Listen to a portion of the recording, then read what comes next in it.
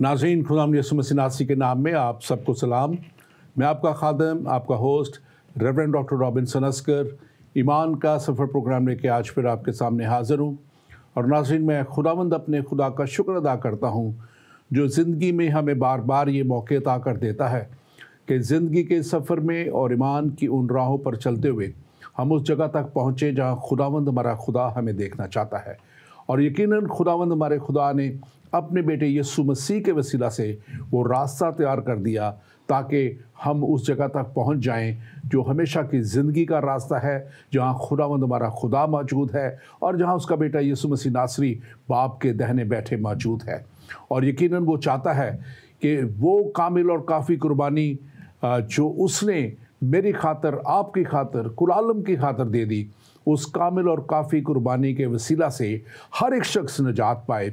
और खुदा का प्लान यूहन्ना 3:16 में बड़े खूबसूरत तरीके से इंजील मुकद्दस में लिख दिया गया कि क्योंकि खुदा ने दुनिया से ऐसी मोहब्बत रखी कि उसने अपना इकलौता बेटा बख्श दिया ताकि जो कोई इस पर ईमान लाए हलाक ना हो बल्कि हमेशा की ज़िंदगी पाए। और यकीनन खुदा हम सब को और आप सब जो इस वक्त देख रहे हैं, आप सबको उस हमेशा की ज़िंदगी में शामिल करना चाहता है, क्योंकि उसने एक बड़ी कीमत दे के यीशु मसीह नासरी के वसीला से वो रास्ता तैयार कर दिया। और यकीनन शरीयत या नबियों के वसीला जो कलाम था उस पर चलते हुए इंसान हमेशा की ज़िंदगी तक नहीं पहुंच सकता था। इसलिए खुदा ने एक ऐसा इंतज़ाम कर दिया और वो बेऐब कुर्बानी यीशु मसीह नासरी ने सलीब पे अदा करके हमारा कफ़ारा दे के हमें हमेशा की ज़िंदगी के लिए वो हमारे लिए वो रास्ता खोल दिया, वो दरवाज़ा खोल दिया। और आज हम बात करने को हैं, जबकि हम इस पूरी दुनिया में चंद दिनों से रेज़रेक्शन डे यानी कि ईद क़यामतुल मसीह, जिसको ईस्टर भी कहा जाता है, वो बहुत सी दुनिया के लोग, मसीही लोग और बहुत से और लोग इस दिन को मनाते हैं। और आज इसी के ताल्लुक़ से हम बात करेंगे अल मसीह का जी उठना। और अल मसीह का जी उठना यकीनन एक हकीकत, एक ऐसी हकीकत जिसको दुनिया जानती है, कलाम मुक़द्दस बयान करता है। और जब मैं कलाम मुक़द्दस कहता हूँ तो मैं बाइबल मुक़द्दस की बात करता हूँ, जो खुदा का कलाम नबियों के वसीला से और खुदा के पैगंबरों के वसीला से और फिर आखिर में उसके बेटे यीशु मसीह के वसीला से हम तक पहुंचा दिया गया, ताकि जो कोई उस पर ईमान लाए हलाक ना हो बल्कि हमेशा की ज़िंदगी पाए। और यकीनन खुदा आप सबको भी हमेशा की ज़िंदगी देना चाहता है। और इससे पहले कि मैं प्रोग्राम बाकायदा हम इसके ऊपर गुफ्तगू शुरू करें और आज के अल मसीह के जी उठने की बात करें, मैं आपसे कहूँगा कि इस प्रोग्राम को ज़रूर आप शेयर कीजिए। हमारे फेसबुक पेज, हमारे यूट्यूब पेज ईमान के सफ़र को आप लाइक कीजिए। हमारा पाक ज़िंदगी पेज जो ज़िंदगी टीवी का पेज है, आप उसको लाइक कीजिए। हमारे सैटेलाइट पे अगर आप देखना चाहते हैं और या आप ऐसे ममालिक में हैं जहाँ सैटेलाइट है तो एशिया सेट 7 पे हमारा ये प्रोग्राम है। hoshana.com पे भी आप इसको दे सकते हैं। और बहुत से सोशल मीडिया पे ये प्रोग्राम लाइव इस वक्त चल रहा है आपके लिए। और आप इसको देखिए, इसको शेयर कीजिए।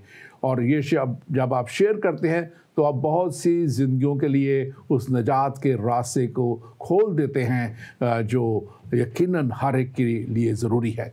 और आज जब मैं बात करूंगा तो अगर आप कोई सवाल भी आपके हैं तो आप हमें भेज सकते हैं। हमारा ख़ास व्हाट्सएप नंबर है +1 585 542 5900। ये हमारा व्हाट्सएप नंबर है। आप इस पर हमें लिख के भी सवाल भेज सकते हैं, कॉल भी कर सकते हैं। और अगर आप स्काइप कॉल करना चाहें तो पाक ज़िंदगी हमारा जो स्काइप आईडी है वो पाक ज़िंदगी है। और ज़िंदगी टीवी है, ज़िंदगी टीवी जो है उसके आप कॉल कर सकते हैं। हम खुदा का शुक्र करते हैं आज के दिन के लिए। और आज हमारे पास एक बहुत ही खुदा की बहुत खूबसूरत खादमा, बहुत खूबसूरत खिदमत और खुदा के साथ चलते हुए एक दूसरे मज़हब से हमारे मज़हब में आई, हम इस पे भी आज उनसे बात करेंगे। लेकिन पहले हम बात करेंगे मसीह के जी उठने पर। और मेरे साथ आज स्टूडियो में मौजूद हैं मेरी बहन Pam Munir. Welcome to the show. आपको वेलकम करते हैं। आपके ताल्लुक़ से जब मैं देखता हूँ आपकी बड़ी खिदमत जो ग्लोरी टीवी के वसीला से, उससे पहले भी रेवोल्यूशन टीवी के वसीला से थी, आजकल फिर रेवोल्यूशन टीवी के वसीला से जारी और सारी है। आप ज़रूर मज़ीद अपने तारुफ में बताना चाहें तो कुछ बताइए, और फिर थोड़ा सा रेजरेक्शन डे के ताल्लुक से आप ज़रूर अपना इब्तदाइया बताइए, हमें बयान कीजिए। जी, सबसे पहले बहुत बहुत शुक्रिया, और सबको जितने भी हमारे अजीज़ देख रहे हैं, शालोम आप सबको मिले। और ये बहुत ज़रूरी है कि खुदा का सुकून हमेशा हमारे साथ बना रहे। रेज़रेक्शन के हवाले से, पास ओवर के हवाले से बात करते हैं तो this is a favourite time of the year हम सब के लिए, और जैसे चर्च में भी मनाया इस दिन को, और बहुत सारे लोगों की ज़िंदगियों में तब्दीली भी आई, और खुदा करे कि ये तब्दीली बनी रहे जो पॉजिटिव और स्पिरिचुअल तरीके से है। बाकी मेरा जो तजर्बा है, खुदावंद ने जब से मुझे अपने नाम से बुलाया है तो तब से पूरी दिल जान से यही होता है कि हम खुदावंद के पीछे चलते रहें, because he is our good shepherd, और हम उसकी वो अच्छी भेड़ बनी रहें। तो रेजरेक्शन के हवाले से जैसे आप बात कर रहे हैं, तो मैं ये कहूँगी कि ये बड़ी पर्सनली एक फेथ के हवाले से बड़ी पर्सनली इस चीज़ को रिसीव किया जाता है। खुदावंद यीशु मसीह का जी उठना, और जी उठे हैं, फिर हम उनका कितना कहना मान रहे हैं, हम बाप के कितने ताबेदार हैं, कलाम को कितना प्यार करते हैं, कितनी इसकी रेवरेंस करते हैं, ये सारी बातें आ जाती हैं। अगर खुदावंद यीशु मसीह मुर्दों में से जी ना उठते तो आज मैं और आप मसीही ना कहलाते। तो ये 2000+ ईयर्स अगो जो हुआ है, आज भी उतना ही ज़िंदा है, और आज भी उतनी ही वो प्रेम कहानी प्यारी है कि जिसको बार बार दोहराया जाए। और पास्टर आपके जो चर्च सर्विस थी उसमें मेरे हस्बैंड सरफराज है जिन्होंने इस गीत को गाया, और बहुत अच्छा लगा। गाते भी हैं प्रेम कहानी जो खुदावंद की है, ये रेजरेक्शन में समअप नहीं होती बल्कि शुरू होती है। बल्कि मैंने उस दिन ये बात की थी कि the greatest story ever, Exactly.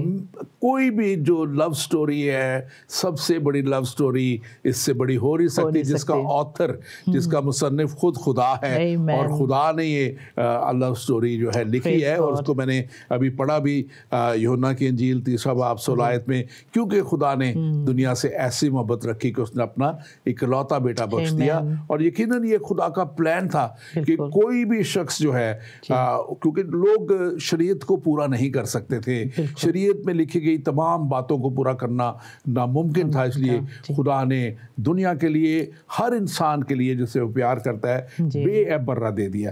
और मैं इस बेअब बर्रे के ताल्लुक से जब हम देखते हैं कि कैसे वो सलीब पे कुर्बान किया गया, हमने पिछले हफ्ते इस पे प्रोग्राम किया था, और हमने किया था कि कैसे यीशु मसीह को सलीब दिया गया और वो सलीब के दुख सारे कैसे सहे। तो मैं ये थोड़ी सी यूहन्ना की इंजील द गॉस्पेल ऑफ जॉन, उसका 20वां बाब है, उसमें से कुछ पढ़ूंगा, फिर आप इसको ज़रूर तफसीलन ज़रा तबसरा कीजिएगा।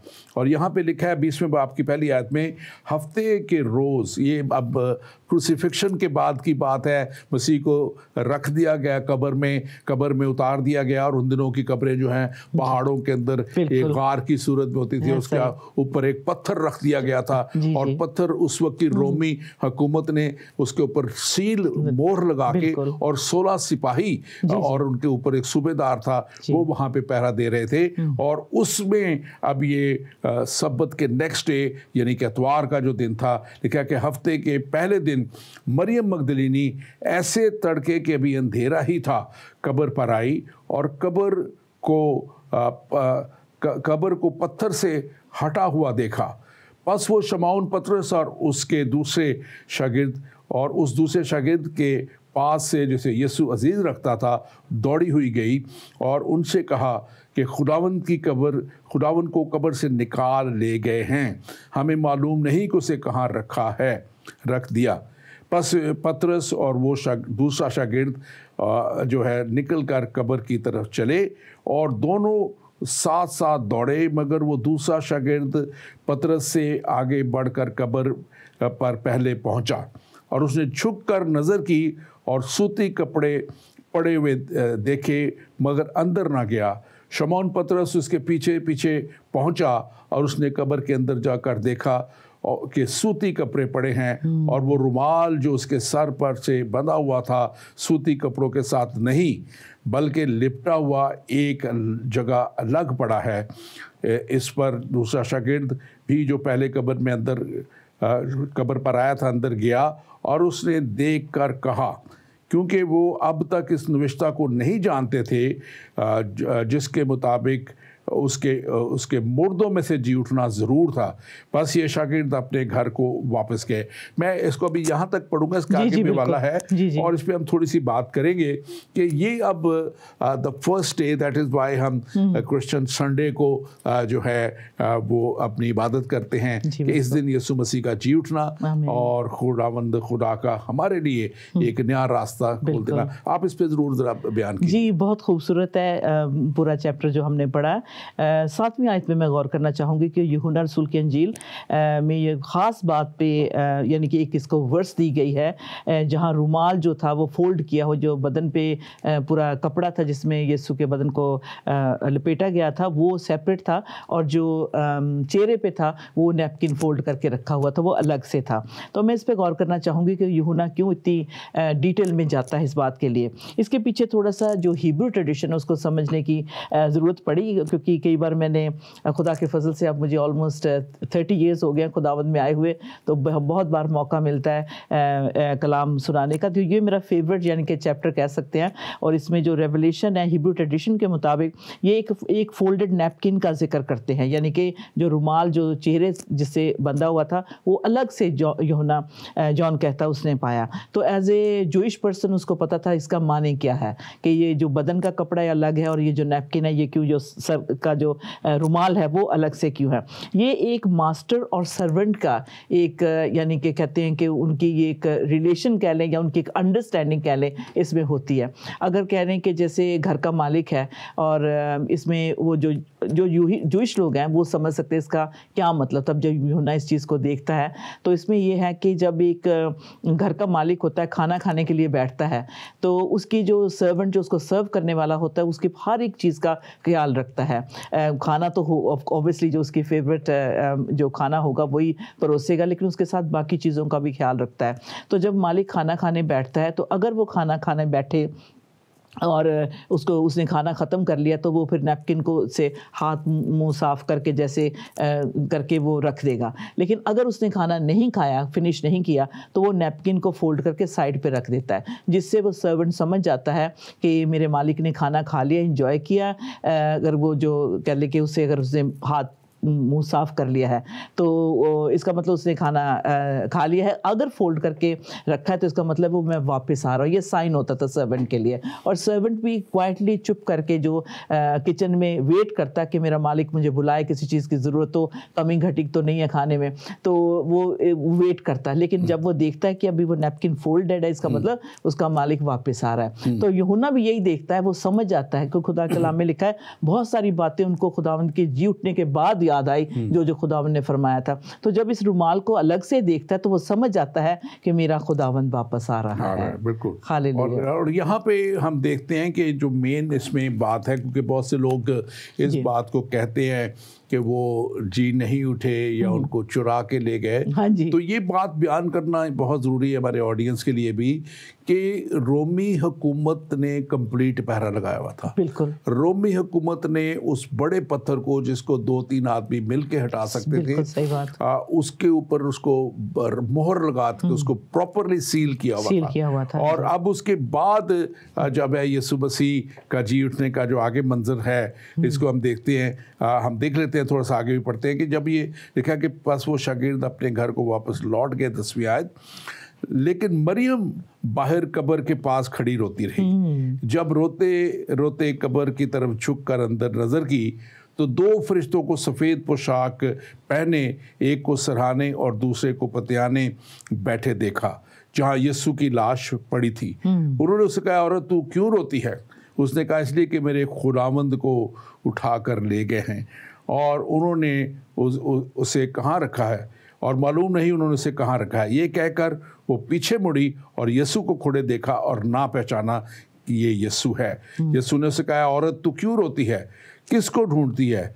उसने उसको बागबान समझकर उससे कहा, मियाँ अगर तूने उसको यहाँ से उठाया हो तो मुझे बता दे उसे कहाँ रखा है ताकि मैं उसे ले जाऊँ।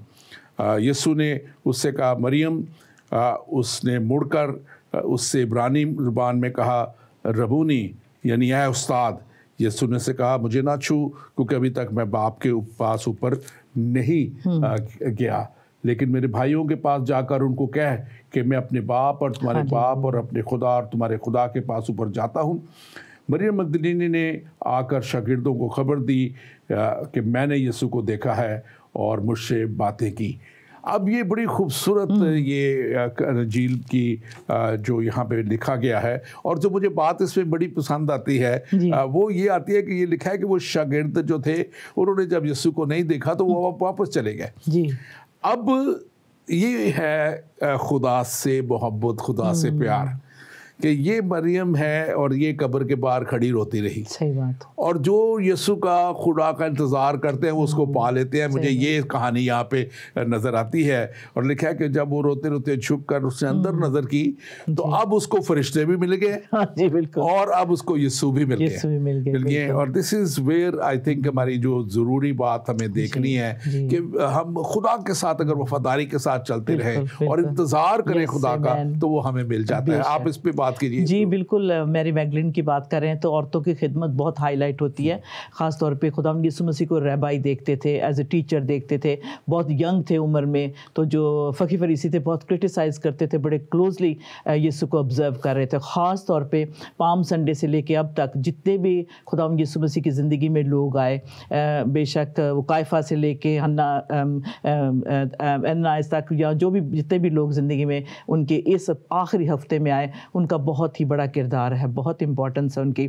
और ख़ास तौर पे औरतों की बात करते हैं तो जो मैरी मैगलिन जो थी ये बड़ी खुदावंद जी की खिदमत करती थी। और जब खुदावंद यीशु मसीह की मिनिस्ट्री को देखते हैं तो औरतें जो उनके पास जो उनकी दौलत थी, जो उनका गिफ्ट था, जो भी था, इस यंग रबाई जिसे उस वक्त कहते थे यीशु को, उसके लिए मतलब अपनी जान वारने के लिए वो तैयार थी। इतनी खूबसूरती से उन्होंने खिदमत की यीशु के साथ मिलकर। जहाँ जहाँ जाते, लॉजिंग बोर्डिंग करनी होती तो औरत यानी कि औरतें आगे जाकर उसको संभालती इस काम को, ताकि खुदावंद अपने शागिर्दों के साथ मिनिस्ट्री करे। तो अब भी हम देखते हैं कि खुदावंद बेशक उन मैरी मैगलिन के सामने और बाकी 12 शागिर्दों के, अब तो खैर 11 शागिर्द, क्योंकि एक तो छोड़ के चला गया, बेवफा हो गया, लेकिन उन शागिर्दों के साथ मिलकर जब इन सब ने वो नज़ारा देखा कलवरी का जो किसी ने ना कभी देखा था, और पाम संडे से लेके अब तक लॉर्ड जीसस इनको तैयार कर रहे थे इस ग्रेट कमिश्नर हेड के लिए। तो मैरी मैगलिन प्रिपेयर्ड नहीं थी। मैं ये देखती हूँ कि उसने नहीं सोचा था कि अब उसने कहा मेरे खुदावंद को कहाँ ले गए, कहाँ रखा है, मुझे बताओ।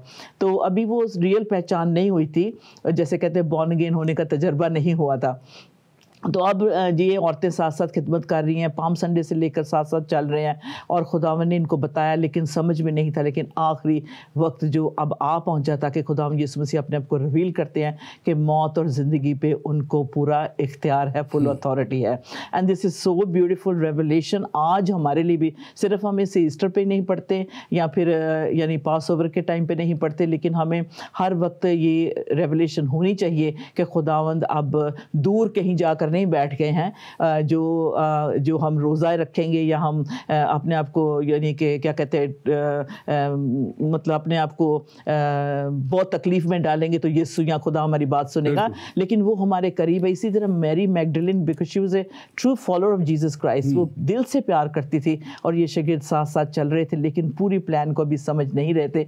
यीशु मसीह जब जी उठे हैं तो आहिस्ता आहिस्ता उन पे अनफोल्ड ये हो रहा है। तो ये खूबसूरती उसकी, मैं कहती हूँ वेरी इनोसेंस इसमें नजर आती है मैरी मैगलिन की उनकी जो है। अब इसमें एक और पहलू थोड़ा सा, ताकि हम उसको भी डिस्कस करें, क्योंकि जो सिनॉप्टिकल गॉस्पेल्स हैं पहली 3 और ये यूहन्ना में थोड़ा डिफरेंस है, चीज़ें लिखी अंदाज में लिखी गई, वो यीशु मसीह की खिदमत को ज़्यादा जाहिर करते रहे। और मत्ती के इंजील में जब हम देखते हैं द गॉस्पेल बाय मैथ्यू, और वहाँ पे 28 में लिखा, देखो एक बड़ा भूचाल आया, क्योंकि खुदा का फरिश्ता आसमान से उतरा और आकर उसने पत्थर को लुढ़का दिया और उस पर बैठ गया।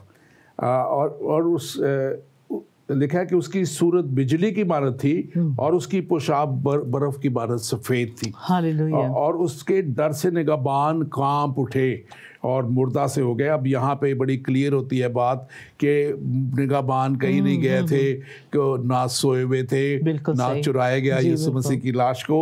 और लिखा है कि वो भूचाल का आना, ये जो था एक अर्थक्वेक का आना, ये जो ख़ास तौर पे ये एक बात जो मैं किसको कहता हूँ कि ये अब फरिश्ता जो आया है पत्थर को लुटका के दिखाने के लिए, ये दुनिया को दिखाने के लिए आया है कि देख लो यीशु अंदर नहीं है। यीशु को उसने पत्थर हटका के बाहर नहीं निकाला। यीशु मसीह तो खुद अपनी कुदरत से और अपने बड़े जलाल को जो अपने अंदर रखते थे, वो जिंदा होके पहले ही जो है वो जिंदा हो चुके थे, और वो कब्र का पत्थर का हटाना उनके लिए जरूरी नहीं था। और यहाँ पे मैं कहता हूँ कि यहाँ पे लिखा फरिश्तों ने औरतों से कहा, अब ये बड़ी फिर से टेस्टमनी एक है, फैक्ट है, कहा कि तुम ना डरो क्योंकि मैं जानता हूं कि तुम यीशु को ढूंढती हो जो मसलूब हुआ था।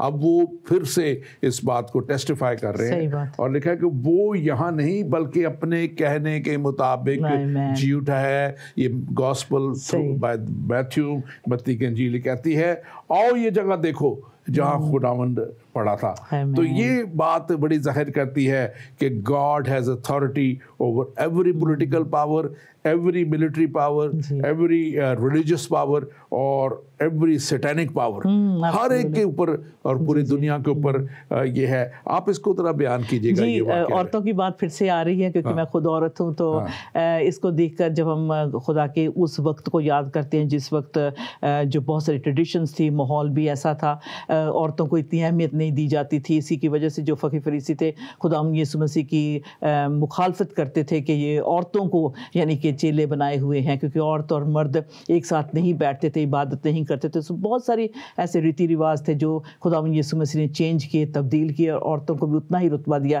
जितना मर्दों का होता है। तो यहाँ भी हम देखते हैं कि औरतें पहल कर रही हैं। और लेकिन आगे जाके अंजील में ये भी लिखा है, पंजाबी में कहते हैं, मैंने क्योंकि गॉस्पेल ऑफ लूक जो है पंजाबी में इसकी नरेशन की है और इसको मैंने रिकॉर्ड भी किया है, जिसकी सीडीज़ भी हैं। तो उसमें लिखा है कि उनको औरतों की बातें फजूल लगी, यानी कि यूँ लगा कि औरतें ये फजूल बात करी जब वो विटनेस करने लगे, जब खुदा यीशु मसीह जी उठे और शागिर्द कमरे में सब बंद थे, डर से, खौफ से कि ऐसा ना हो कि यहूदी फिर से उनको ब्याह के पकड़े और उसी तरह से मसलूब करें। उस डर की वजह से जब वो अपर रूम में इकट्ठे थे, तो उस वक्त भी जो थी औरतों ने आकर जब बताया कि हमें खुदावंद जी मिले हैं, वो तो मुर्दों में से जी उठे, तो लिखा है कि उनकी बातें उनको बड़ी फजूल लगी और यकीन नहीं किया। तो यहाँ भी हम देखते हैं कि औरतों को खुदावंद ने वो रुतबा दिया है, यानी कि टेस्टमनी, जो पहली विटनेस भी बनी, औरतें बनी। तो ये बड़ी प्यारी बात है कि शरीयत के मुताबिक जो था औरत और मर्द में बहुत ही यानी कि डिफरेंस, यानी कि क्या कहते हैं आप उर्दू में क्या कहेंगे कि फर्क जो है इक्वली, हाँ जी, उनको वो जो रेफरेंस जो देना चाहिए था या अथॉरिटी होती थी उनकी, वो नहीं इस्तेमाल कर सकती थी। तो ये बड़ी खूबसूरत बात है कि हमारे खुदावंद इसको हाईलाइट करते हैं इसमें। बिल्कुल बिल्कुल। और जिंदा होने के बाद मसीह का जाहिर होना, और फिर औरतों को मिलना, उसके बाद अपने शागिर्दों को मिलना, ये सारा कुछ बाइबल मुकद्दस में लिखा हुआ है, इंजील मुकद्दस में बयान है कैसे वो अपने शागिर्दों के पास पहले 2 को रात जाते हुए मिले, फिर सबको आके वो कमरे, बंद कमरे में आ गए और उसमें मिले। और यहाँ पे ये सारी बातें लूका के इंजील में भी, अब मैं डिफरेंट एक सारी इंजीलों में से बयान कर रहा हूँ, और लूका की इंजील 24 बाब और उसकी 13 से 35 आयत तक वो पूरा वाकया लिखा हुआ है कि अमावस की उस राह पे जाते हुए वो कैसे लिखा है कि और देखो 13वीं आयत में, देखो उसी दिन उनसे 2 आदमी गांव की तरफ जा रहे थे जिनका नाम अमावस है, और जब उनके साथ खाना खाने बैठा तो ऐसा हुआ कि उसने रोटी ली और बरकत दी और तोड़ के उनको देने लगा और उनकी आंखें खुल गईं। बस उसी घड़ी उठकर वो यरूशलेम को गए और शागिर्दों को उन्होंने जाके 11 को और उसके साथियों को बताया जाके। अब मैं इसको इमेजिन करता हूँ, विजुलाइज करता हूँ कि जब उन्होंने वो रोटी तोड़ कैसे दी होगी उनको, तो उन्होंने उस वक्त उसके हाथों में वो जो कील ठोके गए थे और वो जगह देखी होगी और कैसे उससे तब उन्होंने पहचाना उसे। और यहाँ पे मैं समझता हूँ कि मसीह के जी उठने की बहुत से शवाहिद हैं, आगे जाके हम बात करेंगे, लेकिन मैं चाहता हूँ कि थोड़ा सा आप इस पे बयान करें कि ये जब यीशु मसीह शागिर्दों के पास लिखा आए और वो डर में थे, खौफ में थे, आप इस सारे वाक़या को जरा बयान कीजिए। ये बड़ा एक यानी कि इस वक्त तो हम पढ़ लेते हैं अंजील में और सोचते हैं कितना कितना बुरा वक्त था, लेकिन इसको समझने के लिए थोड़ा सा अगर आप यानी कि जिस तरह से बयां है बाइबल में अगर देखें तो फ्रॉम हिब्रू पर्सपेक्टिव से भी देखें तो उस वक्त ये ऐसा कुछ कभी हुआ नहीं था पहले जिसका रेप्लिका हो सके, जिसकी नकल की जा सके। तो ये सारा रेजरेक्शन का तो सवाल ही नहीं पैदा होता, बल्कि इब्लीस के लिए ये बड़ा एक बड़ी शॉकिंग यानी कि उसके लिए ये वाक़या था कि स्लीप तक तो उसने कहा ठीक है कि मेरे रास्ते से हट गया जो मेरा मुखालिफ है, क्योंकि जहाँ जहाँ ये सुजाते इब्लीस उनका पीछा करता था और शागिर्दों को भी अटेम्प्ट करता था। खुदावंद कैसे मतलब हम कलाम के हवाले से देखते हैं कि खुदावंद कैसे उनको संभालते थे, समझाते थे। लेकिन बात आती है रेजरेक्शन की, और जहाँ पे आपने ये बात की है कि अपर रूम में हैं, डरे हुए हैं, सहमे हुए हैं, लेकिन उनको ये नहीं पता कि ये अपॉइंटेड 12 जो डिसाइपल्स हैं जीसस के, they are appointed for such a time as that, कि उस वक्त के लिए इनको चुने जाना, इनको तैयार करना, ट्रेन करना, पूरी दुनिया में खुशखबरी को लेके जाना कि खुदावंद यीशु मसीह का जो पैगाम था अकॉर्डिंग टू मैथ्यू चैप्टर 28 में कि गैर कौमों को सुनाना है, जुडिया से बाहर पैगाम लेके जाना है। तो इनको तैयार करने के लिए जो भी इनके साथ हो रहा था ये बहुत ज़रूरी था। और हम भी कई बार as a disciple of Jesus Christ हम रिलेट कर सकते हैं कि हमें फ्यूचर प्लान्स का पता नहीं होता, लेकिन जब खुदा के रूह से मामूर हो जाते हैं, प्यारे पाक रूह जी हमें तैयार करते हैं, तो फिर हमें फिर जो है जो धुंधला है ना फिर वो क्लियर नज़र आने लगता है। तो इनके लिए भी जो फ्यूचर जो प्लान खुदावंद का था, इसमें ये भी कहूँगी कि इसीलिए हर शागिर्द रोज़ दुआ करे, ऐ बाप मेरे लिए तेरा आज का क्या प्लान है। हमारी अपनी प्लान तो होती है जनवरी टू दिसंबर और सारे दिन जो हमने मार्क किए होते हैं, इस फलां दिन को ये करना है वो करना है, लेकिन इनके सामने ब्लैंक कैलेंडर है। अब जो है खुदावंद इनका कैलेंडर जो फिल करने वाले हैं, और सहमे हुए हैं, डरे हुए हैं। What authority the Lord is gonna give them, उन्होंने अभी सोचा भी नहीं था। तो मैं सोचती हूँ ये बड़ा एक्साइटिंग टाइम था, लेकिन उनके बाद में ये बातें समझ आनी थी, लेकिन इस वक्त वो डरे हुए थे। लेकिन डर कौन सा था? खुदा का ही डर था उनको, क्योंकि because they had seen Jesus raise the dead, मुर्दों को जिंदा किया, जो लेप्रस थे उनको ठीक किया, विधवा का बेटा मर गया उसको जिंदा करके वापस लौटाया। So he did all these miracles। लेकिन ये सबसे बड़ा मौजज़ा इनकी ज़िंदगी में होने वाला था कि ये नए सिरे से पैदा होंगे, और जो खुदा ने कुल इख्तियार अथॉरिटी जो देनी है इस कलाम की मिनिस्ट्री के खिदमत जो देनी है पूरी दुनिया में लेके जानी है, उसके लिए खुदा उन तैयार करे थे। और शुरू में भी लिखा है कि खुदा ने हमें खौफ का जो है रूह नहीं दिया, डर का रूह नहीं दिया, बट साउंड माइंड, कि हम फतह पा सके हर चीज़ पे। So this is what I understand from this, कि उनके लिए प्रेपरेशन एक स्टेपिंग स्टोन था। बिल्कुल। और ये भी था, और फिर लिखा है कि कुछ शवाहिद के लिए, क्योंकि अभी एक सवाल भी मेरे पास ऐसा ही है। अच्छा जी। मैं इससे पहले कि उस सवाल पे जाएं, आप भी फिर थोड़ा बताइएगा उसके ताल्लुक से। ये देखें, जब ये दो शागिर्द वापस पहुंचे, जो मैं बात जिनकी कर रहा था, और जब वो वहाँ पहुंच के बता रहे थे, तो लिखा है कि यीशु खुद उनके दरमियान में आ खड़े थे। और मैं चाहूँगा कि जो है आप ज़रूर इस पे ऊपर भी बात कीजिएगा जब हमारे आए। और इसके साथ साथ जो है मैं ख़ास तौर पे आपको ये बताना चाह रहा हूँ कि, और मेरे अपने नाजरीन के लिए ख़ास तौर पे, कि वो लिखा हुआ है कि बार बार अपने शागिर्दों के साथ मिलते रहे। जी। और मेरे पास एक सवाल भी है, और लिखा है खुदा ताला सादिक व अमीन है। ये कोई हमारे भाई सवाल भेजा है उन्होंने। और मसीह और ये इस्लाम और मसीह दोनों का ईमान है। मेरा सवाल ये है कि अहले इस्लाम ये दावा करते हैं कि मसीह को बग़ैर सलीब दिए ज़िंदा ही आसमान पर उठा लिया गया। वो सलीब पर था जो सलीब पर था वो कोई दूसरा शख्स था। तो क्या खुदा ऐसे अमल से उसकी सिफ्त जो सादिक व अमीन है उस पर इतराज़ नहीं उठता? आपकी क्या राय है? तो मेरे भाई आपने बिल्कुल दुरुस्त कहा। पहली तो बात यह है कि लोग जो हमारे मुसलमान भाई भी हैं, दूसरे लोग भी हैं, वो खुदा के मंसूबा को समझने से कासर हैं। हमने जो आयत शुरू में पढ़ी थी, फिर बाद में पढ़ी है कि खुदा ने दुनिया से ऐसी मोहब्बत रखी है, तीसरा बाब अंजील मुक़द्दस यूना की अंजील और सूरा, कि उसने लिखा है कि उसने अपने इकलौता बेटा बख्श दिया, यानी कि एक काम के लिए उसने वक्फ कर दिया, दे दिया। और वो काम क्या था कि शरीयत कुर्बानी मांगती थी।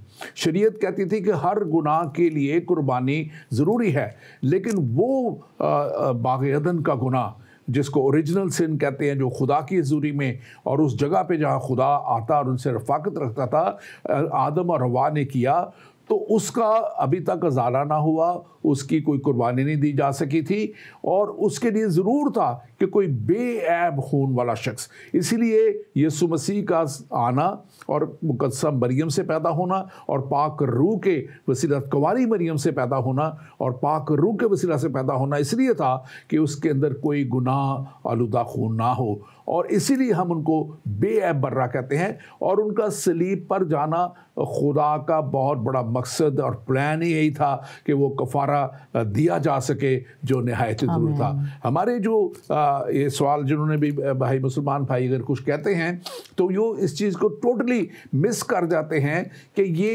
एक कफ़ारा था जो आज भी वो दे रहे हैं, जो आज भी अभी अगले दिनों फिर चंद महीने बाद ईद कुर्बान आएगी और कुर्बानियाँ वो चढ़ाएंगे, और उसी कुर्बानी को ख़त्म करने के लिए हमारे कलाम में लिखा है कि वो एक कामिल कुर्बानी देने के लिए आ गए। और इब्रानियों का मुसन्निफ कहता है, इब्रानियों का जो हमारे नए अहदनामे में पौलुस रसूल का ख़त है, इब्रानियों के नाम रखा है कि मुमकिन ना था कि बैलों और बछड़ों से की कुर्बानी से वो गुनाह धोया जा सकता, हमेशा के लिए ख़त्म किया जा सकता, क्योंकि ये गुनाह की कुर्बानी जो होती थी हर साल होती थी और हर साल गुनाह की कुर्बानी देनी पड़ती थी, इसलिए एक ही कामिल और काफ़ी कुर्बानी दे दी गई ताकि जो कोई उस पर ईमान लाए हलाक ना हो बल्कि हमेशा की ज़िंदगी पाए। सिस्टर पैन, आप भी इस पर ज़रा ज़रूर बताइएगा। बड़ी खूबसूरत बात आपने कही है, सब कुछ बयान कर दिया। मैं कहती हूँ कि अगर अहले किताब यानी कि बाइबल को पढ़ लिया जाए तो बाकी सारी किताबें हमें समझ आ जाती हैं। अगर बाकी किताबों को समझना है तो बाइबल अगर समझ आ गई तो बाकी भी आ जाएंगी। तो ये तो खुदा का फ़ज़ल है कि हम समझ रहे हैं, और हर एक का वक्त आएगा कि खुदा के कलाम में लिखा है कि हर एक ज़ुबान इकरार करेगी, हर एक घुटना झुकेगा। तो लेकिन ये मोहब्बत है खुदावंद की कि अपने प्यार से अपने बच्चों तक ये उसने पैगाम पहुंचाया, मुक्ति का, नजात का, सैल्वेशन का। तो ये तो फ्रीली है और फ्रीली इसको रिसीव किया जाता है। मैं खुदावंद का शुक्र करती हूँ जो सवाल करते हैं, बड़ी अच्छी बात है क्योंकि क्वेश्चन करने से बहुत सारी क्लैरिटी मिलती है और आपने बहुत खूबसूरती से इसका जवाब दिया है। मैं यही फिर से कहूँगी कि अगर बाइबल को पढ़ लिया जाए तो सारी किताबें समझ आएंगी, समझ आती हैं। हमें एक और भी हमारे कोई भाई है, बहन है, हमें नहीं पता, उन्होंने मैसेज किया है, सलाम जी, खुदा आपके साथ हो, बहुत बरकत मिलती है आपके शो से। तो मैं आपका शुक्रगुजार हूँ, आपके सब और मेहरबानी से अगर अपना नाम भी लिख दिया करें तो हम आपका नाम भी ज़रूर आप तक पहुँचाएँगे, दुनिया तक दूसरों को भी पता लगे और कि कौन कौन है, कहाँ से हैं, अगर आप लिखा करें। पहले हमें लोग लिखते होते थे लेकिन आजकल कुछ नहीं आ रहा नाम, लेकिन हम फिर भी खुदावंद के लिए हजूर में आपके लिए शुक्रगुजार हैं। और इसके साथ साथ मैं आपको बताता चलूं कि ये हमारा प्रोग्राम आपके लिए है, और अगर आपका कोई भी सवाल हो आप ज़रूर हमें भेजा करें और हम आपको जवाब देंगे, और हमें खुशी होती है जब आप सवाल भेजते हैं। और मैं फिर से अपने नाज़रीन से कहूँगा कि इस प्रोग्राम को आप शेयर कीजिए, जहाँ जहाँ आप देख रहे हैं इसको आप शेयर कीजिए और दूसरों तक पहुँचाएँ, ताकि कलाम के ये बातें मसीह का जी उठना जो दुनिया की निजात के लिए था, दुनिया के लिए, सिर्फ ये मसीहों के लिए नहीं था, यहूदियों के लिए नहीं था, दुनिया की निजात के लिए ये सब तक पहुंच सके बात। दूसरी बात मैं कहना चाहता हूं कि हमारा जो एशिया सेट है, आपके अजीज़ अगर दूसरे मुल्कों में हैं आप उनको बताएं कि एशिया सेट 7 पे हमारे ज़िंदगी टीवी के प्रोग्राम देखे जा सकते हैं। पहले क्योंकि हम पाक सेट पे थे, अब कुछ महीनों से हम एशिया सेट पे हैं, और बाद लोगों को नहीं भी पता होता, आप ज़रूर उन तक ये पहुँचाएँ। और हमारा पेज ईमान का सफ़र, और जो यूट्यूब पेज है ईमान का सफ़र, और फेसबुक पे जिसको आप लाइक कीजिए ताकि ये प्रोग्राम आपको रेगुलर पहुंच रहे। और जब आप ये लाइक करेंगे तो आपको देखिएगा वहाँ एक वीडियोस का लिखा हुआ है, जहाँ पे आप उसको क्लिक करेंगे तो हमारे सारे प्रोग्राम जितने भी आज तक हमने किए हैं, तकरीबन 300 से ज़्यादा प्रोग्राम है, वो सारे प्रोग्राम आपको वहाँ मिलेंगे, और आप अपने जब भी आप वक्त मिले आप उन प्रोग्रामों को देख सकते हैं। फिर से बताता चलूँ, हमारा जो ख़ास व्हाट्सएप नंबर है +1 585 542 5900 आपके सवालों के लिए है।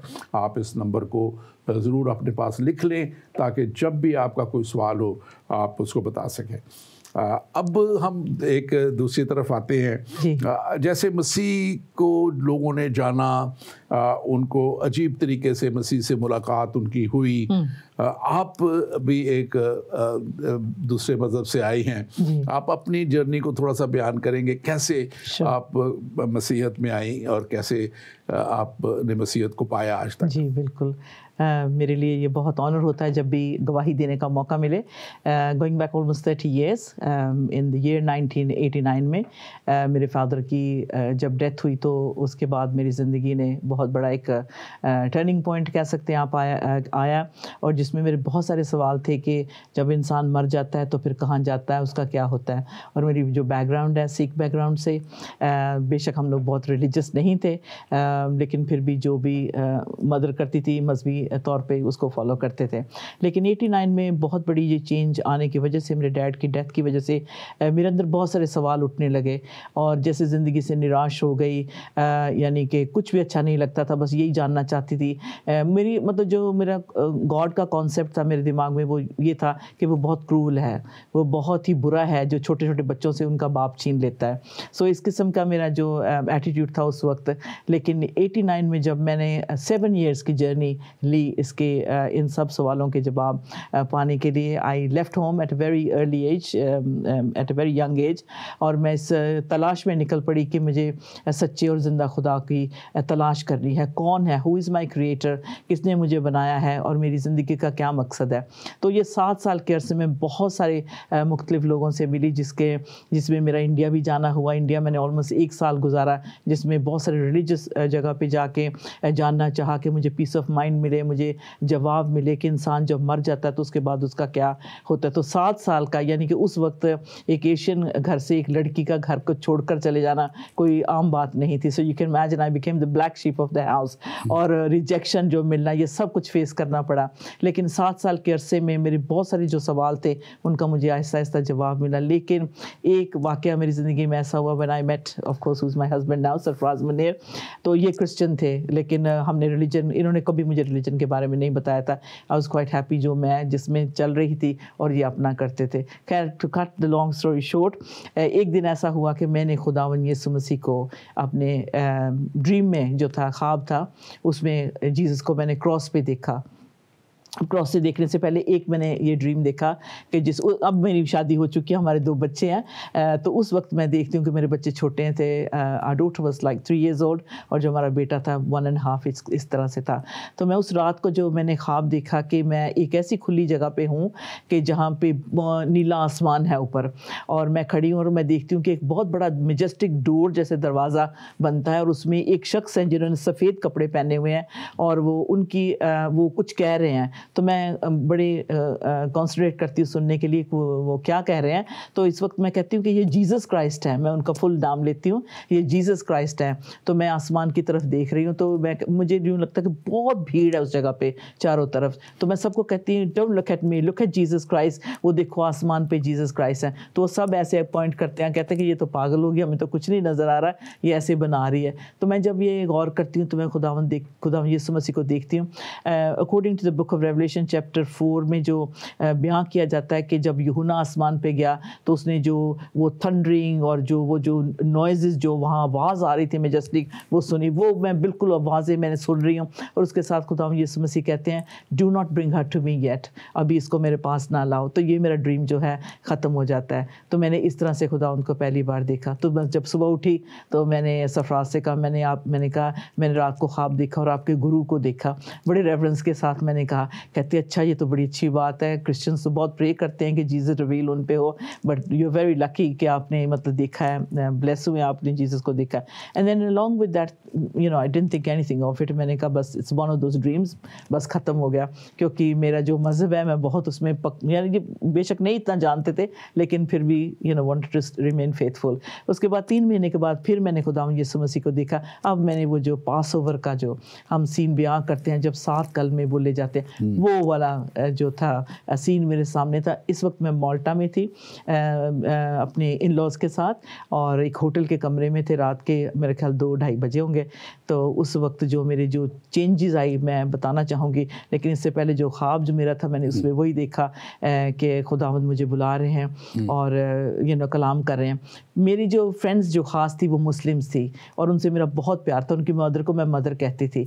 उसमें मैं देखती हूँ उस रात को जो मैंने ख्वाब देखा कि मैं इस घर में शामिल अंदर एंटर हुई हूँ, तो मेरे साथ मेरी फ्रेंड्स भी एंटर हुई हैं और मैं जब सामने देख रही हूँ तो मेरी जो आंटी है वो सरफराज से बात कर रही है और कह रही है कि मेरे इतने बोझ हैं, मैं विडो हूँ और मेरी बच्चियाँ मेरा कहना नहीं मान रही, मैं कैसे ना शादियाँ कर रही हैं ना जॉब्स ढूंढ रही हैं, तो बड़े अपने बर्डन ना वो मतलब बता रही है। तो मैं कहती हूँ मैं कहती हूँ why she telling my husband, वो क्या कर सकते हैं, why doesn't she ask my heavenly father, मेरे आसमानी बाप से क्यों नहीं पूछ लेती। There is no concept of मुझे पता भी नहीं कि आसमानी बाप कहते हैं हेवनली फादर कहते हैं।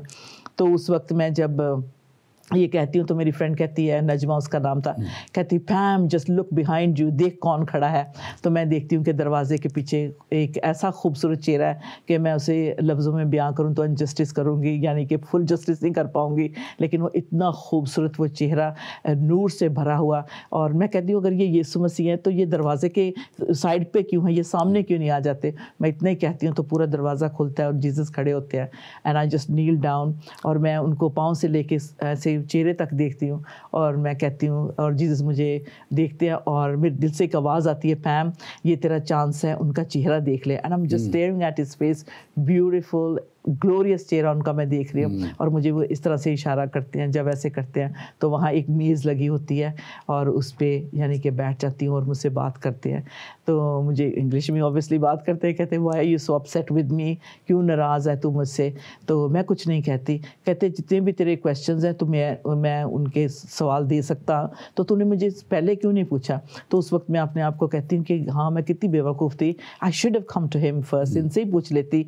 तो मेरे सारे जो मैं इतने 7 साल इधर भटकती रही, इंडिया गई उधर गई, all this religious places that I went and visited, तो मुझे इनके पास ही आना चाहिए था। तो फिर बस इतनी सी मेरी बात हुई। उन्होंने कहा तुम नहीं जानती कि हक और ज़िंदगी में, आई स्टिल रिमेंबर इंग्लिश में उन्होंने कहा do you not know that I am the way the truth and life. तो मैं भी बहुत मतलब पछताती हूँ ये कह के कि हाँ मुझे इनके पास ही पहले आना चाहिए था। तो ये मेरा बस ख्वाब ख़त्म हो गया। उसके बाद फ़ौरन, हाँ जी मैं शॉर्ट में कहूँ कि माल्टा में मेरी ज़िंदगी फिर तब्दील हुई, होटल के कमरे में। बहुत ज़बरदस्त तरीके से मैं समझता हूँ कि एक विटनेस है कि कैसे खुदावंद यीशु मसीह खुद रिवील हुए और उन्होंने ये आपको बताया। मैं वक्त हमारे पास थोड़ा है वरना मैं आपसे और कहता, हमारे पास 2 सवाल भी है, एक सवाल मैं लेता हूँ एक आप ले लीजिएगा। जो आपसे सवाल है मैं पहले पढ़ देता हूँ। पादी साहब, मेरा एक मुस्लिम दोस्त है, उसने मुझसे पूछा कि हज़रत ईसा इस वक्त कहाँ हैं और क्या कर रहे हैं, तो आप इस पे जवाब दीजिएगा। मैं पहले एक और इस पे जवाब देता हूँ। और यहाँ पे शराज गिल है, हमें वो लिख रहे हैं कि very informative discussion, also please also share views on if sin were forgiven through resurrection pre-crucifixion, then what about sins of post crucifixion? तो देखिए, तो इसको क्लियर करना बड़ा ज़रूरी है। Thank you very much Sharaj आपका कि आप प्रोग्राम देखते हैं, आप इंटरेस्ट लेते हैं, गॉड ब्लेस यू। ये देखिए, पहले तो बात यह है कि यीशु मसीह के आने से पहले बहुत से लोग ये मुझे सवाल करते हैं, मैं इसलिए इसका जवाब देता हूँ कि उससे पहले खुदा ने नबी भेजे जी। और उन लोगों की जितनी भी जो भी उनके ऊपर जो अदालत है वो उस वक्त नबियों के वसीला से जो भी खुदा ने पैगाम भेजा, जितनों ने उसको जो है फॉलो किया, कबूल किया, वो उस हिसाब से उनका इंसाफ किया जाएगा। फिर उसके बाद शरीयत का आना होता है और शरीयत ने जो एक पैमाना ठहरा दिया था, यकीनन शरीयत उन्होंने खुद मांगी थी। उन ज्यूज़ ने, उन लोगों ने, जब मूसा खुदा के पास जाया करते थे, उन्होंने कहा कि हम खुदा से बात नहीं कर सकते, तो हमारे लिए अहकाम ले आ, और फिर खुदा ने अहकाम दे दिए। अब उनका जो है प्री जीसस के आने का जो है तक का जो पीरियड है, वो उनका इंसाफ यकीनन शरीयत के मुताबिक ही किया जाएगा, क्योंकि उन्होंने शरीयत मांगी थी और वो शरीयत के मुताबिक उनका इंसाफ किया जाएगा। अब यीशु मसीह का आना और यीशु मसीह का कफ़ारा दे देना, अब ये गुनाहों की मुआफ़ी के लिए कफ़ारा दे दिया गया। अब जो कोई लिखा है कलाम मुकद्दस में, ताकि जो कोई उस पर ईमान लाए हलाक ना हो बल्कि हमेशा की ज़िंदगी पाए।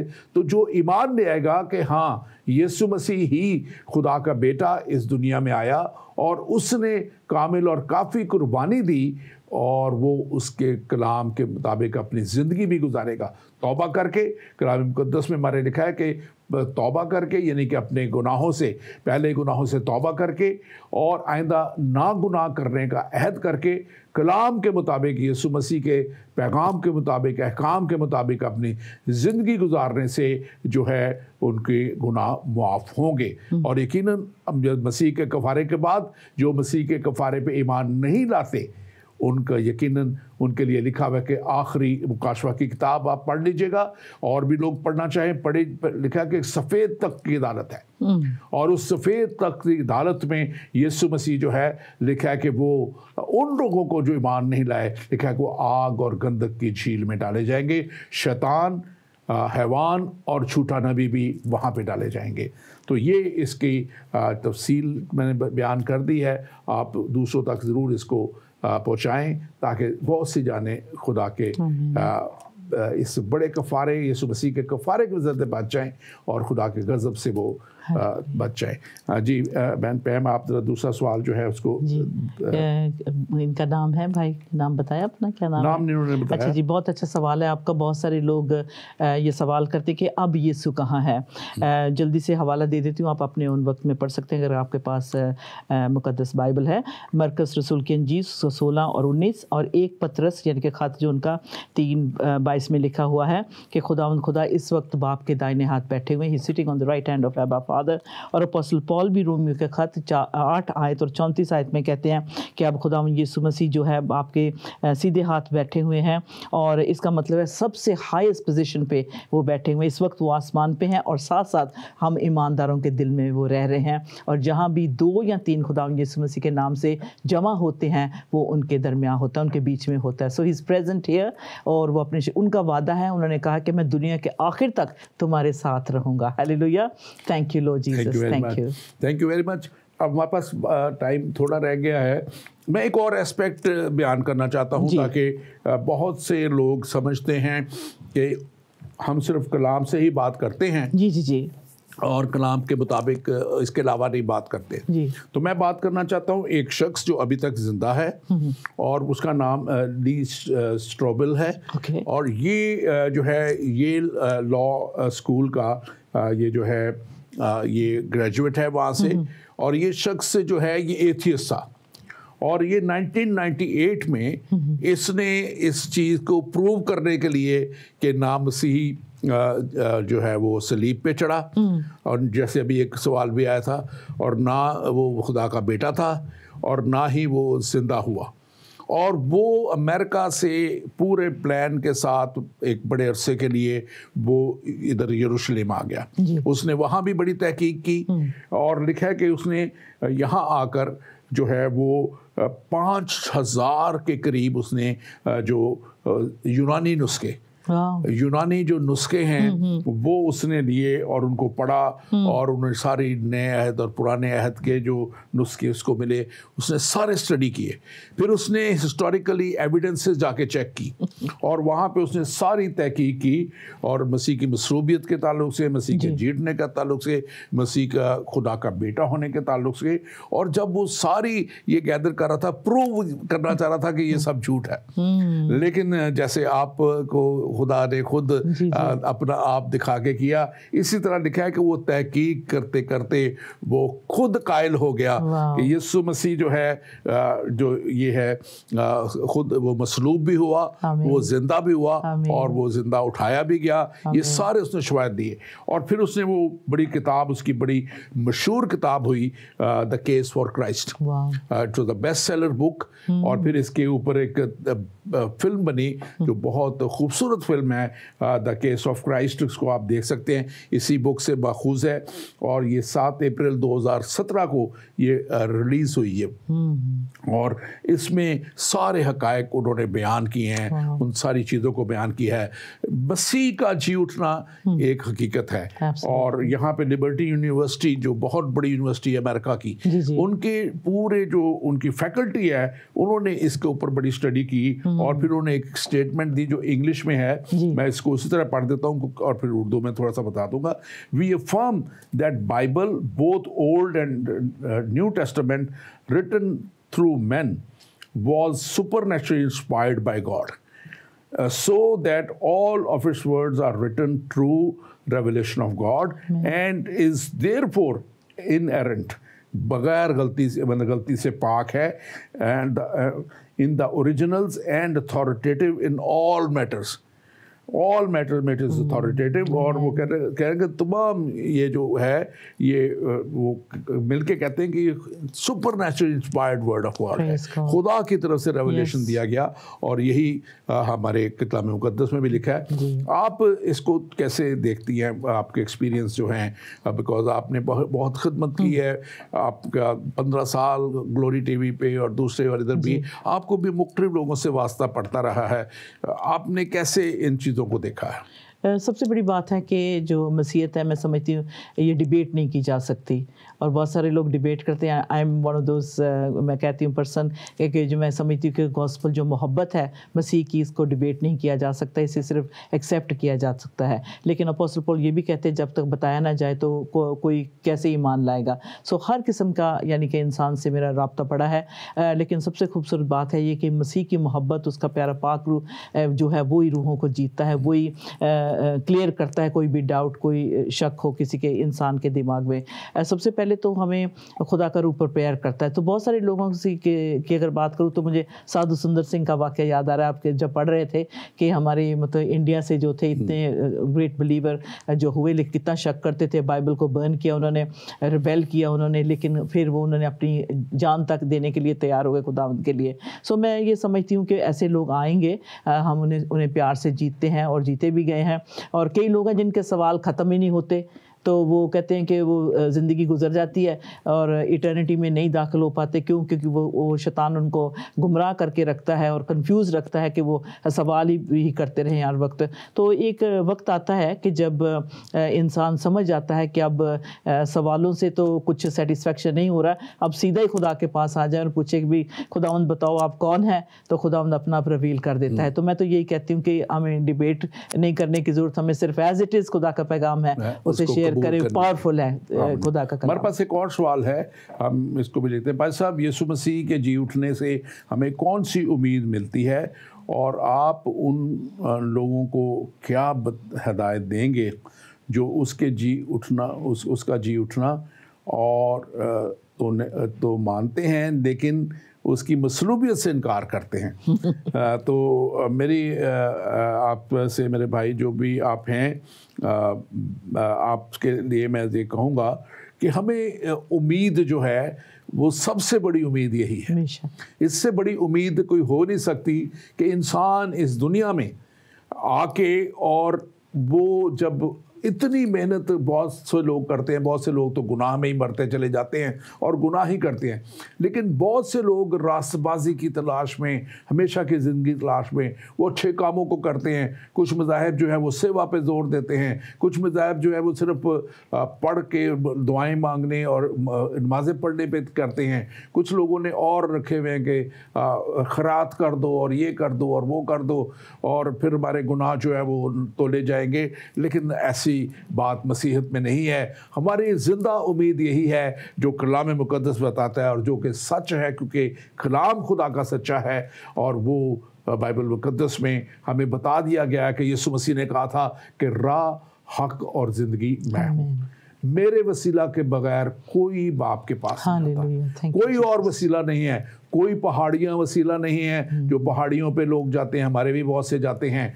बहुत से लोग मज़ारों पे जाते हैं, बहुत से लोग चढ़ावे चढ़ाते हैं, सब कुछ करते हैं, लेकिन कलाम मुक़द्दस हमें ज़िंदा उम्मीद जो है वो ये है कि यीशु मसीह के कफ़ारे के वसीला से, उस पर ईमान लाने के वसीला से हम हमेशा की ज़िंदगी पाते हैं। और जो लोग नहीं मानते, मैं उस बात पे अब आता हूँ कि वो मानते तो हैं वो जीव जिंदा उठा दिए गए, लेकिन उसकी मसरूबियत से इनकार करना जो है ना, वो उस मैं कहूँगा कि अपने जहाज़ को या अपनी ट्रेन को मिस कर देना है कि आप मानेंगे भी और उस जगह तक पहुँच नहीं पाएंगे।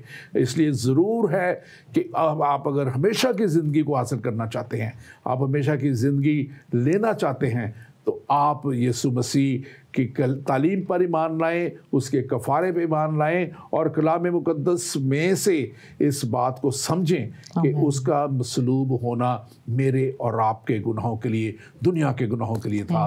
और यही वो रास्ता है जो हमें हमेशा की ज़िंदगी तक ले जाता है। यही वो रास्ता है जिसको हम ईमान का सफ़र कहते हैं। अब मैं कहूँगा आपसे, आखिर में हमारे पास वक्त थोड़ा रह गया, आप इसको वाइंड अप कीजिएगा, इस सवाल को भी अगर आप कहना चाहें, और जैसे भी आप क्विकली आप वाइंड अप कर दीजिए। ये तो मतलब इनकम्प्लीट ही बात है कि खुदावंद की मसलूबियत पे ना ईमान नहीं लाना, बट लेकिन यीशु पे लाना, this doesn't make sense to मी।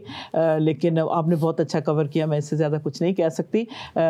खुदावंद का वक्त ठहराया गया है हर इंसान के लिए, और बेशक हम जैसे एज इवेंजलिस्ट हैं, हम सीड सो करते हैं खुदा के कलाम का। खुदा का कलाम पावरफुल इनफ है कि यानी कि वो जिस मकसद के लिए भेजा जाता है वो काम करके आता है। तो आज के इस प्रोग्राम से भी जितने भी खुदा के कलाम के हवाले से बातें हुई हैं और हमारे अजीज़ों ने रिसीव किया है, ज़रूर इसका जो है वो फल देखेंगे और हमें भी इसका अजर आसमान पे मिलेगा। आमीन। Thank you very much, God bless you. Thank you so much. सुप्रैम, आपने बहुत खूबसूरत तरीके से बातों को बयान किया, और ख़ास तौर पे मुझे आपकी गवाही से भी बहुत ज़्यादा मेरा ईमान है कि मैंने भी बरकत पाई है, हमारे नाजरीन ने भी बरकत पाई होगी। खुदावंद आपको बड़ी और ज़्यादा बरकत दे। और आपकी खिदमत में मैं फिर से, आप रेवोल्यूशन टीवी पे वेडनेसडे और थर्सडे को आपका प्रोग्राम होता है, मेरे नाज़रीन अगर आप देखना चाहें तो आप देख सकते हैं। और मैं ख़ास तौर पे आखिर में ये बताना चाहूँगा कि उस वक्त के जो दो बड़े यहूदी हिस्टोरियन थे, फ्लेवस जोसेफस और उसके साथ कोर्नेलियस टैसिटस जो था, इन लोगों ने लिखा है, हिस्ट्री में मौजूद है, जूइश हिस्ट्री में मौजूद है, रोमन हिस्ट्री में मौजूद है कि यीशु मसीह जो थे वो पैदा हुए, और वो यूसुफ नाम एक बढ़ई के घर में पैदा हुए, जिस्मानी उनकी वहाँ पे ग्रोथ हुई, और उसके साथ ही वो कारपेंटर के तौर पे, बढ़ई के तौर पे उनके साथ मदद भी करते रहे। वो बताते हैं कि यीशु मसीह जो थे उन्होंने बपतिस्मा भी लिया यूहन्ना से, और वो ख़ुद भी बपतिस्मा देते थे। और ये भी वो बताते हैं कि मसीह की तालीमात, यहूदी वो ये कहते हैं कि वो रिफॉर्मर थे, यहूदियत को रिफॉर्म करने आए थे, लेकिन वो ये बयान करते हैं कि उन्होंने क्लेम किया कि वो मैं मसीह हूँ, और रोमन हुकूमत ने उनको सलीब दिया। और हमारा कलाम ये बताता है, और उन्होंने इस बात की तस्दीक की है, और आज यीशु की खाली कब्र यरूशलेम में इस बात को बयान करती है कि हमें बताती है कि यीशु की कब्र आज भी खाली है, क्योंकि वो सलीब पे कुर्बान होने के बाद जिंदा आसमान पर 40 दिन ज़मीन पे रहने पे लोगों को दिखाई दिया, शागिर्दों को दिखाई दिया, उनके साथ उन्होंने खाया पिया, और वो जिंदा आसमान पर उठा लिए गए। और लेकिन एक बात ज़रूरी है, आपको याद होगा कि जब लोग देख रहे थे तो दो फरिश्तों ने एक बात कही थी कि जिस मसीह को तुम जैसे तुमने जाते देखा है वैसे ही आते देखोगे। और मुकाशवा की किताब में यीशु मसीह ने जो मुकाशवा यूहन्ना आरिफ को दे दिया अपनी दोबारा आमद का, और उन्होंने लिखा है कि वहाँ पे लिखा है कि वो दोबारा आएंगे और दुनिया की अदालत करेंगे। और हमारे मुसलमान भाई भी इस पे एग्रीड हैं कि यीशु मसीह ने आके जो है मुखालफ मसीह को, जो एंटी क्राइस्ट को, जो है वो उसको जो ज़ेर करेंगे और उसकी सारी फ़ौजों को वो ज़ेर करेंगे, वो फ़तहमंद होंगे।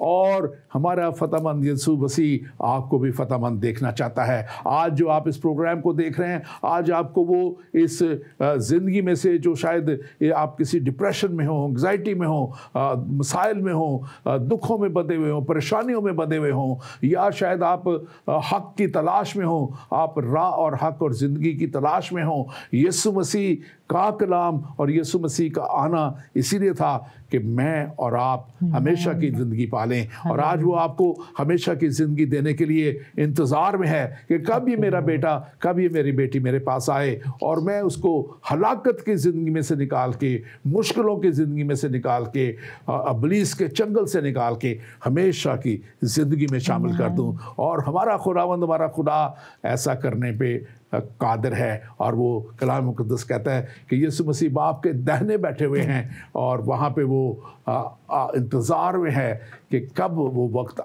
पूरा हो जिसमें वो आएँ और अपने लोगों को सज़ार शाला बादशाहत में शामिल करें और दूसरों को जो उस पर ईमान नहीं लाते हमेशा की हलाकत में डालें।